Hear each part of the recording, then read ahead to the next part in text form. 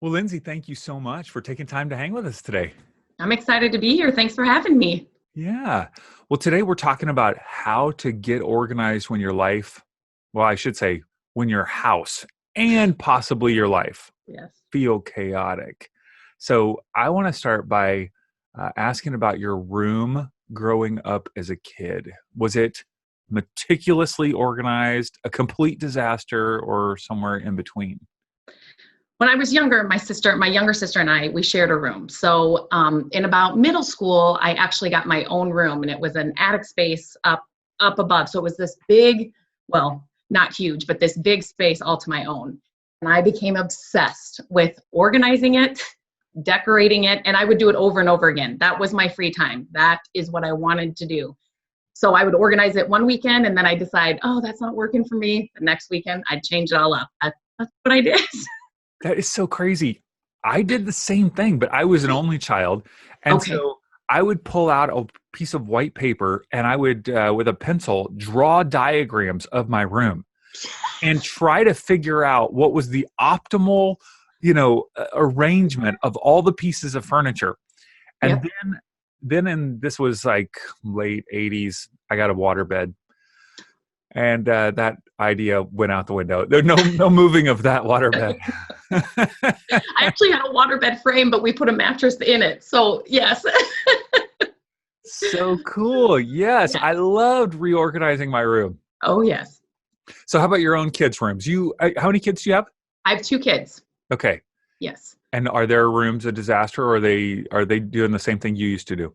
Well, since we live in a smaller home, so since they were little, I've had to kind of keep it organized because if not, I mean, it becomes a disaster quickly. So as soon as they grew out of things, weren't playing with things, that kind of stuff, we kind of got rid of that stuff.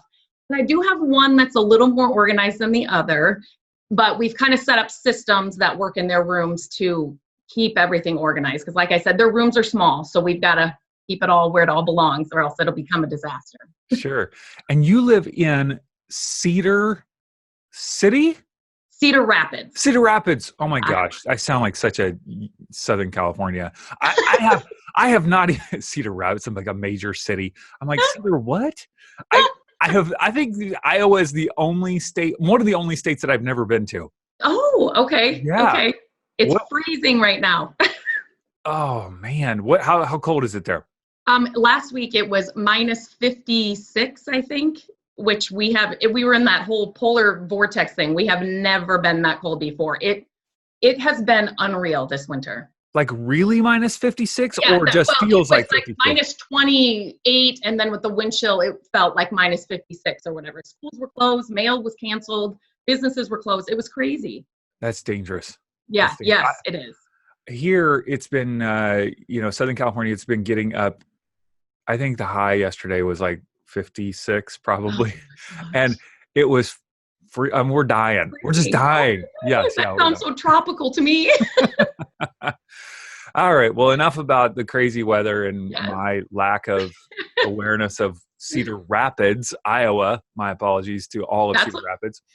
Um, so when did you were obviously very organizational from an early age, but when did your organizational skills really kind of hit next level status, when you started getting into thinking about it and really being more passionate about it?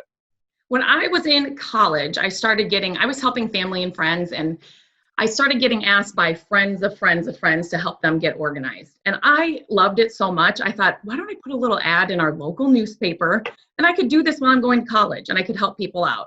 And so I would do that on the weekends and nights.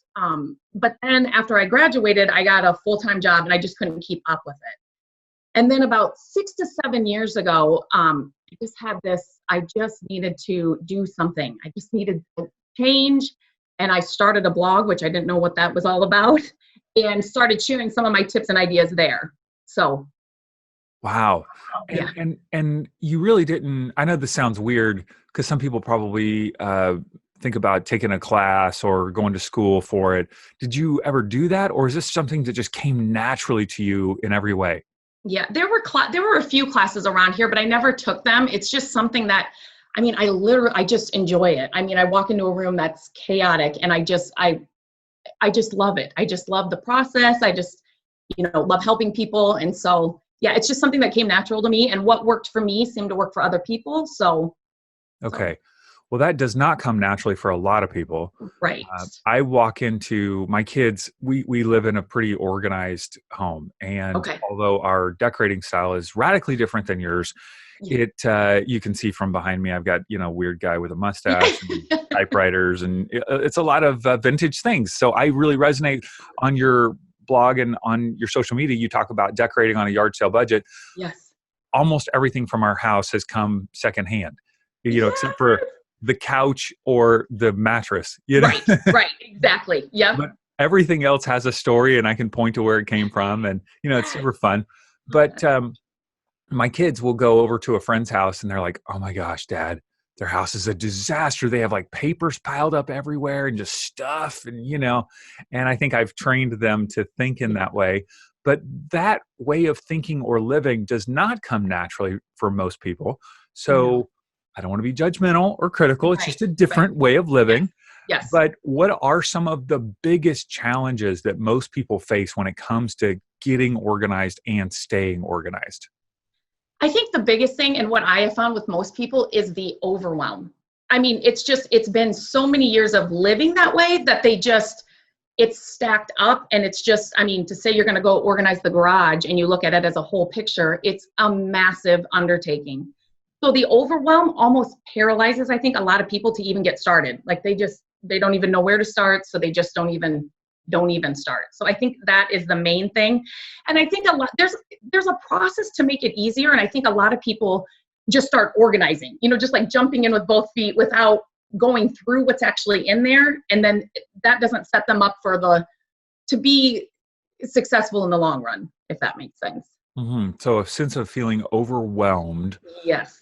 And then jumping in without necessarily a strategy. Yes, for sure. When you go to someone's house or get in their car or go to a business or whatever, and you see it's disorganized, what's going through your head? Like, what's going on inside of you? The first thing I'm thinking is, this could be so much better. This could, how are they functioning and working in this space? And is it effective? And most of the time, if I'm going there to help somebody or it's not, obviously something's not working. And so it's just trying to figure out what will work best for that person, or and then trying to walk through the steps of, getting rid of things and moving things around and trying to find those systems that's going to work for them. Sure. I have a hard time not feeling judgmental. I mean, just be honest. Like I was at a nonprofit this past Saturday. I was doing 2 communications and marketing workshops for a number of people. And I walked into they had these classrooms, and there was just stuff everywhere, just all over the place. And it was an older building, but just stuff.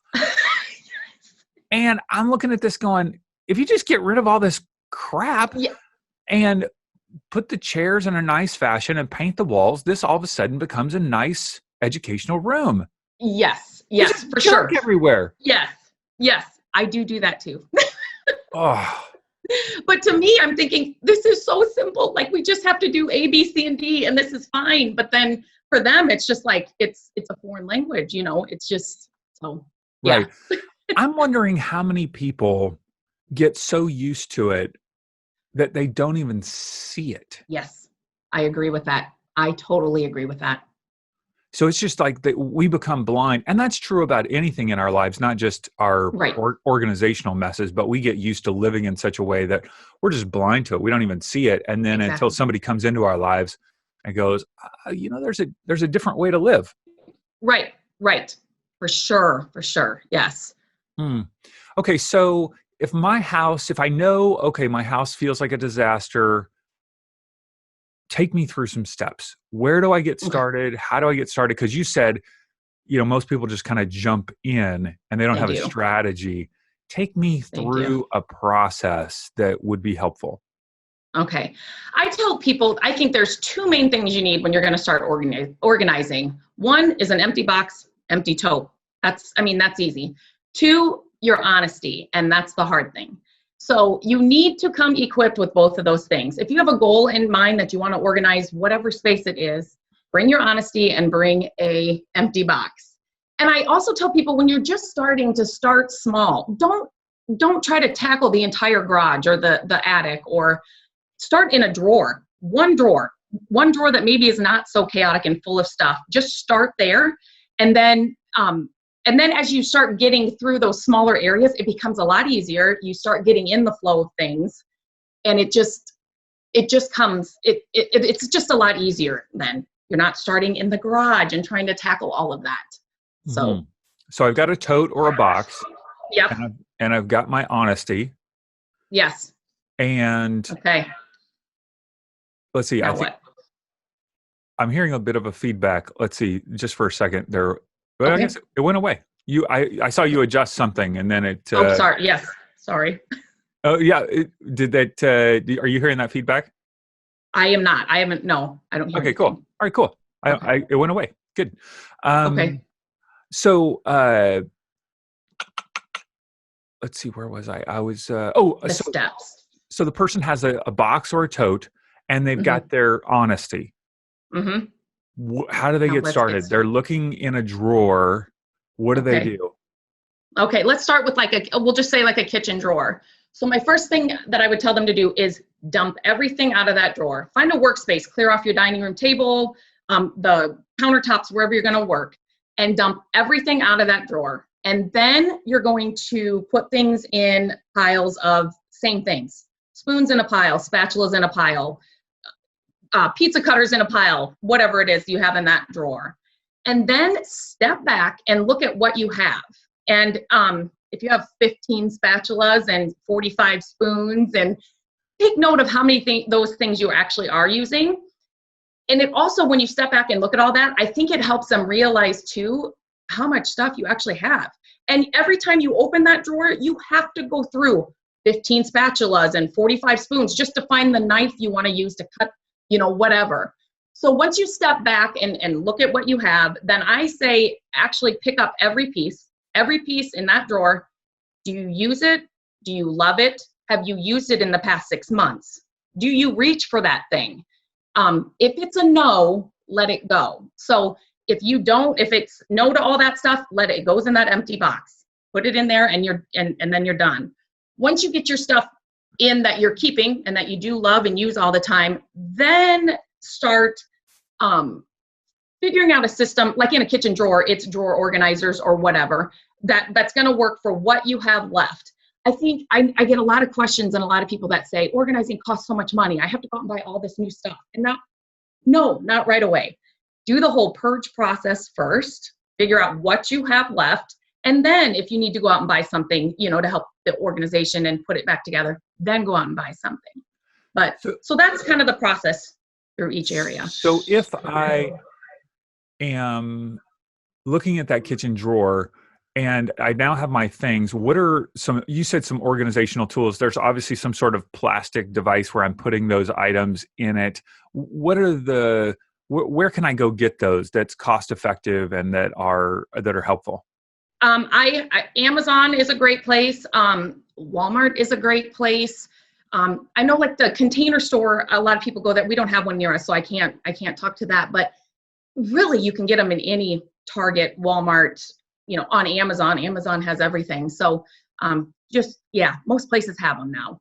Okay. Now, what if I have that pizza cutter that my mom gave me, and it was her mom's and her grandma's? I don't even think they had pizza back then, but it's a sentimental pizza cutter. It's a sentimental spatula. I know that sounds weird, but Yep. handed down, or like iron skillets. Oh my gosh. Those are sentimental for a lot of people. Yes. What do I do with all this extra thing where I know I don't use it? I don't use that because it's not as good as the new one, but I've got sentimental connection to it. Be honest about it. You've got a sentimental, if you can come away with a small box of sentimental stuff that you want to keep, but don't keep it in your main where you are every day. The drawer that you're using every day, the pizza cutters you're using every day, don't keep it there. But, now but be honest about sentimental stuff and try to narrow yourself down to like a shoebox size or, something that can be stored away and, but you don't have to be working through it every day to get to what you want. So you talked about that not only do you need the tote, but you need the honesty. And so I'm hearing you say you got to be honest about, have you used this? And are you going to? But I hear people all the time, but I might need it. And if I might need, I don't want to have to buy it again because I bought it, when I needed it. Right. And it's so funny because just last weekend I helped my mom. My mom said, would you come help me do my junk drawer? And I said, sure. And so I could not believe how my mom, she said that about everything. I think she had 12 little tape measures in her junk drawer. And I'm like, Mom, but that one really looks, and I'm like, Mom, you don't use them all. So we need to narrow this down to 3. Let's just do 3 that you really love, 3 that you really use. I mean, there's no reason. And like with the kitchen drawer, keep what you use, obviously, but to have like 12 spatulas or, just be honest about it and keep things that you use, obviously. Don't get rid of, but yes, people struggle with that. Yes. Okay. So let's move outside of the kitchen and let's go into the living room because I see a number of, I don't go into people's houses. I'm not some stalker looking at their junk, but yes, I have heard that some people have things in their living room. What are the things that pile up in most people's living rooms or family rooms or dens or whatever you want to call it? And then how would you suggest dealing with those things? A lot, I hear from a lot of people that it's toys, it's kids' toys and kids' stuff in the living room. And again, I always say, go through the process, make sure, take everything out of your living room, lay it on the floor and figure out what the kids are using, what the kids aren't using, what's broken and what's missing pieces. Like, why are you still hanging on to those things? And they're taking up space in your home. And then once you get it narrowed down and you have their favorite things, then try to come up with, a lot of questions I get is, how do I make it so my house does not look like a daycare center? And, with all the kids' toys and all the kids. And I actually had a daycare in my home after we had our kids. That's another story. And my house didn't look like a daycare center. There are tons of ways with bins and baskets and, cabinets with drawers and benches with that, have storage inside. So it's all decorative, but yet it's still functional for what you use that space for. The concern is that everything doesn't look plastic, I'm assuming. Yes. Yeah. So hide the plastic behind something that's wooden. Yes. And yes. Yep. Or put it inside. Put the toys away, or put the toys in the kids' room or in another room if you have the space. So how do I enroll kids? Now my kids are older now; they're 19 and 16, so it's too late. But they both are really pretty organized now. My daughter more than my son. But how do we enroll our kids? In this process, like how would you suggest that? Yes, this is a great question. I get too. What I did when my kids were little is we had a cubby system kind of with different toys. Every cubby had a function or a purpose. So I would make little label tags with pictures they couldn't read at that time. So trains, it was a picture of a trains went here, cars went here, blocks went here. And I just tied them to the outside of the bins. And they were able to bring a bin out. They could play with that bin. But before we brought out other bins, we had to pick up what went in that bin first and put it back and put it away. That was a constant. The thing I say to parents is consistency is key. And just like with this too, you have to be consistent. You can't do it one day and then 7 days, let them take them all out and dump it out and then expect them on the 8th day to do that. It takes some time. But once they get in that habit of doing and playing that way, it becomes like my kids would get to the point where like my son, he would take out trains and then my daughter would bring something out and something else out. And it was almost like, wait a minute, now I can't play with my trains where I wanted to. And, it became a mess. And so it was, they could just, not that they couldn't bring out more than one bin at a time to play with things, but it's just, if you kind of keep it to that system, it kind of teaches them even going forward in their bedrooms and stuff too. how to put things away when they're done. And Sure. And how can kids, that's really about staying organized. How do you suggest that parents enroll their children in the process of getting organized? I, I, if your kids are open to it, get them involved. If they're too young, I always say during nap time or when they're in bed at night, then you go through the toys that are broken, missing pieces they aren't playing with. So they aren't there. Because it's funny with kids, once you go through their stuff and if they're around you, the stuff that you know they're not playing with and you're getting rid of, that's the one toy that has been their favorite toy for all their life. And so if you can remove them from the situation, if that helps, that's always better to do. But then you have to just set that system up. And then you as the parent, you have to show them how to use that system and how we're going to start doing it that way. And it's trial and error. It'll take some time, but that's what I say. Now, I can hear some moms, some working moms that are, really busy, that are listening to us today go, it doesn't bother me. It doesn't bother me. I know it's a disaster. It doesn't bother me. I don't have time for this. Right. If you were to kind of almost try to sell them, talk them into organization, you're the queen of organization and you're trying to talk them into living in the land of, being organized. How would you do that? What would you say to them the benefits are of being organized?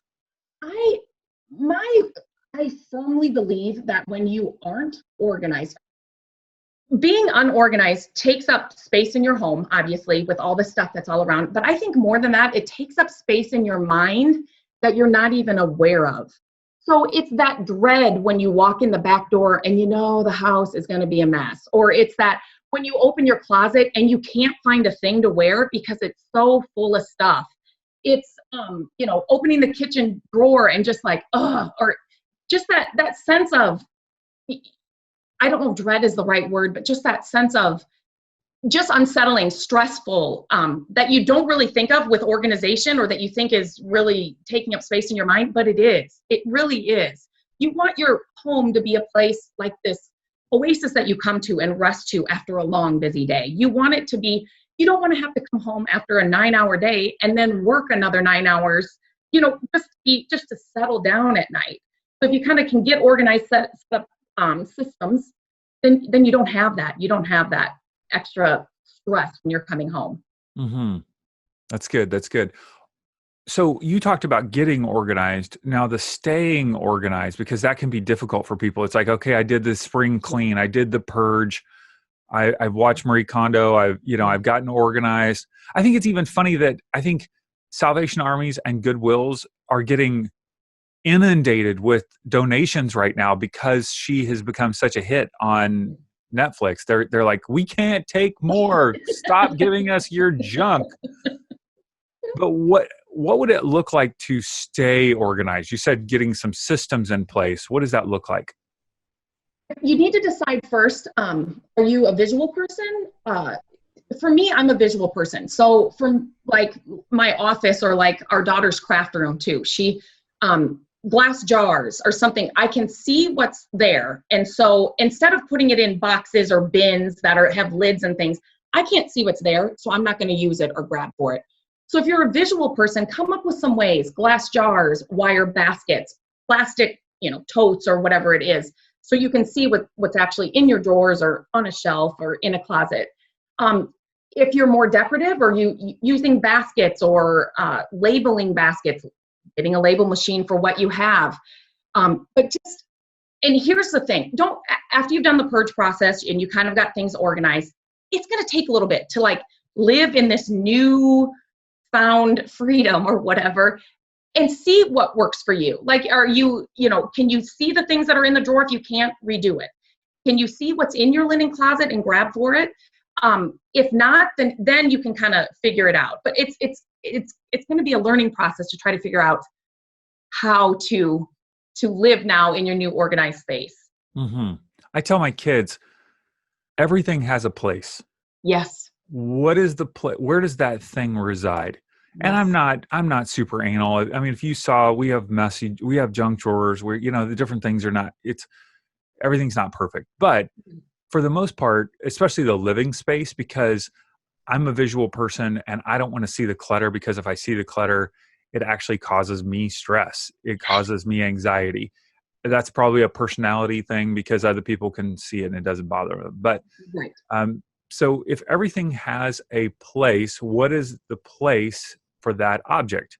You know, Right. do the Right. umbrellas go here? Do the coats go here? Where do the hard drives go? Where do the, Yeah.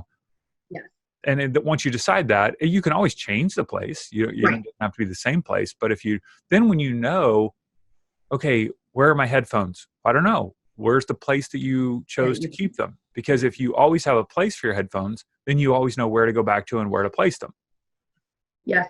And I also think too, like at the end of the day, take 10 minutes at the end of your day and pick up and put everything away. So when you wake up, everything's put away and you're starting on a clean, flat, fresh, fresh day, and there's not a lot of chaos. 10 minutes is going to save you so much time in the long run, because you're not searching for that thing, or you don't know where you put it, or you lost it, or as you're running out the door in the morning to get to work, everything has already been put away. So you know exactly where everything is, the morning of, and you're not wasting time. So 5 to 10 minutes every day is key. It really doesn't take that much time. People, Yeah. sometimes I'll post a photo of our home during a holiday season or something, just this is kind of fun. That's what we're up to. Yeah. People go, does somebody live there? Of course we live there. Yes, we live here. Yes. Does it always look like this? Somebody will stop by. Does your house always look like this? Yeah. Yes. What's wrong? I mean, like, Yes. yes, the coasters are in the coaster holder. The remotes are in the remote holder. There's there's a magazine or two out, but yeah. Right. Yeah. Yes. This is how we live. Exactly. I get that same thing. I think one of the biggest challenges that my family faces is paper, Yes. mail, documents, stuff. So when the mail comes in, now I work from home, so it's a little bit different. But Yeah. when I get the mail, I immediately go through it as soon as I get it, and I throw away everything that doesn't, which is almost 95% of everything. It just goes in the trash, gets torn up, and then we keep out whatever, it's a bill or a check or something, a Right. letter. And then my wife, because a lot of that stuff, when she comes home from the day from she's a teacher, she comes home and then she'll go through that. And then, but that paper stuff, how do you handle that? Because I know that's a big deal. And thank God we don't get newspapers anymore, because those things used to pile up all over the place 10 years ago. How do you handle paper? That's exactly. Mail is a huge thing. And just like what you do, I tell people, once it's in your hands, go through it. It'll take you 1 minute, right? So get rid of, like you said, 90% of it goes to the recycling bin, right? So then set up a system where bills go. I'm trying to think of what else like permission slips and all that kind of stuff that comes in, especially if you have kids. And a lot of moms feel very guilty about getting rid of the kids' artwork or the kids' math work or and what I tell parents, you can always take a photo of some of their stuff. Your real favorite things, like when they make you a card or when they, a Christmas gift, or they write you a letter, keep those, again, in that little keepsake box.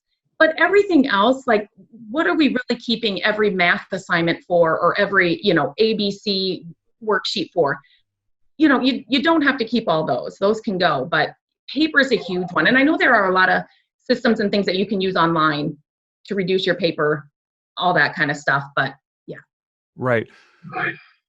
My wife got 2 boxes, one for each of our kids. And I'm trying to think, they're probably maybe 2.5, 3 feet wide by 2.5, 3 feet tall, maybe a foot deep.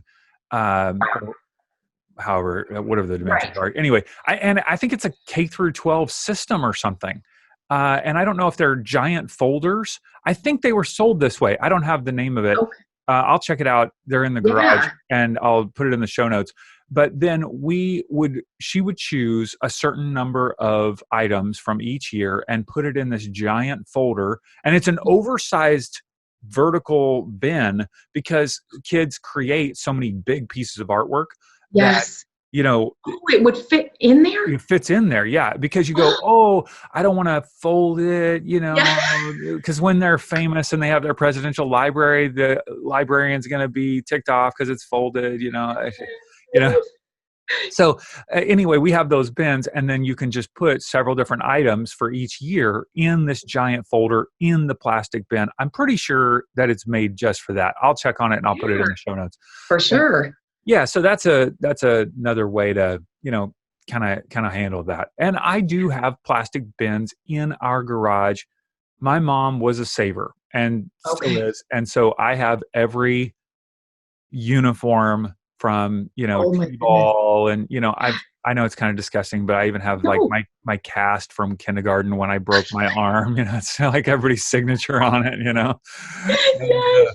I have hats, just stuff. Yes. It's fun. I enjoy looking through it, and my kids will throw it out when I die, and that's Yes. you know, Yes. it's in the garage, nicely Yes. organized. Yes. Exactly. Yes. That's good. That's good. Now, I know that you have a knack. Part of your whole deal is not just organization, but you love decorating. And that's a big part of your passion on your website, mycreativedays.com. And obviously, we'll point people to that. Tell me about um, how did you're not only just organizing. I don't see a lot of plastic bins behind you in your home, but there's a desire for beauty and decor. And how does that tie in? How does beauty and decor tie into organization? Because I oftentimes see disorganized places as not very beautiful. Yeah. There's not a focus on decor as well. It's kind of haphazard. So how do you see those two things going hand in hand? Well, my thought is, I mean, if I had a bunch of stuff, it'd be it's hard to decorate around a lot of extra stuff. So, ever since Matt, my husband and we bought our first house, I wanted to, right after we got married, I wanted to decorate that thing. I finally had a house to decorate. And so I went to all the stores and I'm like, oh my gosh, this stuff is so expensive. What? There's no way on our little budget we are going to be able to decorate this house like I wanted to. So I said, there has got to be a different way. So I started shopping yard sales, thrift stores, estate sales, painting things, repurposing things, and coming up with the look I wanted that I saw in those stores, couldn't afford, for a lot less.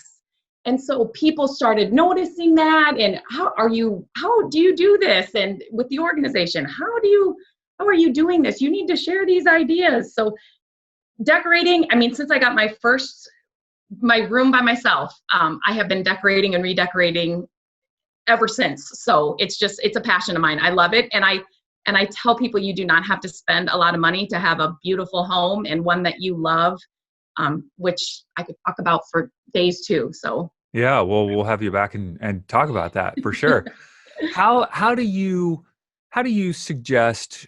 This is a bit of a tangent, but I think it's interesting because when we talk about different styles, and people watch this video of our conversation, they can look on YouTube to watch it, and they'll see that my office is decorated radically different than your kitchen, which Mhm. where you are, and Mhm. and my style has changed over the years. I do all the decorating in our home. Do you really? Yes, my wife is very generous in allowing me to. She's done that since we got married. She's allowed me to do that, and my style has changed over the years. So our family's house, has changed. How did you develop your own style? How would you describe your style? And then how has that developed over the years? My style is probably, I would say, I don't ever want my style or our house to look cookie cutter, if that makes sense. I don't want it to look like when you come into our home that, oh, she stopped at that local, furniture store and she bought the entire display, Sure, 10 sure. tables, couch, lamps. I like a mix of things, and I like everything to have a story. So like you said, I can literally walk you through our house and explain where something came from, the story about where I found it, the barn we had to, go deep down into and pull it out of. And that just feeds my soul. And all the while, I'll walk you through and tell you how much I didn't spend on everything and how Right. much money I have saved just by decorating this way. So yeah. That's fun. That's fun. So, how would you suggest, as people are cleaning out their home and organizing it, how does decor? How would someone? I guess some people know what they like, but other people just they don't even know. Like they don't even know where to get started in terms of decor. So, how Mhm. would someone figure out what their style is? I would say, first of all, the thing, once you get it all organized, how do you use that space? Are you using that space just for you and your, family? Do you need a lot of seating? Do you need a lot of end tables? Do you need a lot of storage? Those kind of questions. Then head to Pinterest, magazines, and start pinning things that make you happy, or spaces that draw attention to you. It could just be the color on the wall. It could be a sofa. It could be anything. And once you kind of get a collection of that, you can kind of see what things you are drawn to. Do you like lighter spaces, darker colors? You can kind of narrow it down that way. So So I hear you saying start with the purpose. yes, for sure, for Start with sure. the purpose and functionality, and then so not just because you're a mom of a 3-year-old and you like a lot of glass, probably not a good idea. Let's start with Right. purpose. Yes, for Yeah. sure. For Yeah, good. sure. All right, now let's talk about if somebody needs some extra help in this whole area of organization. Okay, I've heard, Lindsay, you talk about this. I'm resonating. I need this help. I know you've got a new challenge. It's called a 31-day organizational challenge. What is that, and how can people take advantage of that? We I kept getting questions and questions on my blog and my social media.